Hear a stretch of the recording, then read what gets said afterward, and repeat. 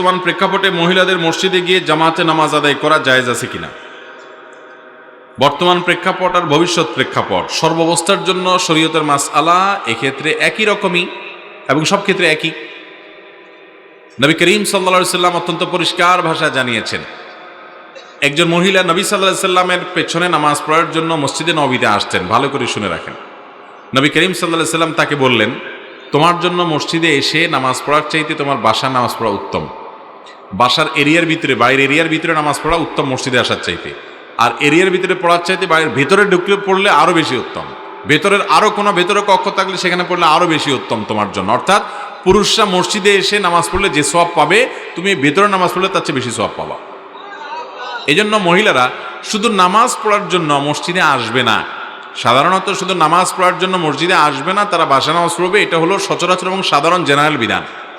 তবে মসজিদে তারা তালিমের উদ্দেশ্যে, তাআল্লুমের উদ্দেশ্যে আসবে। যদি দেখা যায় যে সেখানে দিনই কোনো প্রোগ্রাম হয়, শেখার দরকার হয়, অবশ্যই ইলম শেখার জন্য তারা আসবে পর্দাপোশীদের সাথে।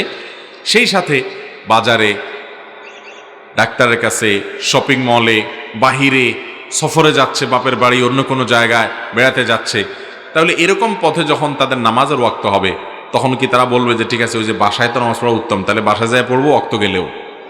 এটা করবে? তখন ওই অবস্থায় মসজিদগুলোতে গিয়ে নামাজ পড়বে। এই জন্য শহরের এবং পাবলিক প্লেসের, রাস্তার পাশের যেসব মসজিদগুলোতে পথচারী বিভিন্ন রকমের মানুষ, মহিলাদের নামাজ পড়ার প্রয়োজন হয়, সেগুলোতে অবশ্যই মহিলাদের জন্য ব্যবস্থা রাখা উত্তম এবং উচিত এবং কর্তব্য। অনেক মসজিদ আছে, শহরের মসজিদ, সেখানে মহিলাদের জন্য নামাজের কোনো ব্যবস্থা নেই। ডক্টর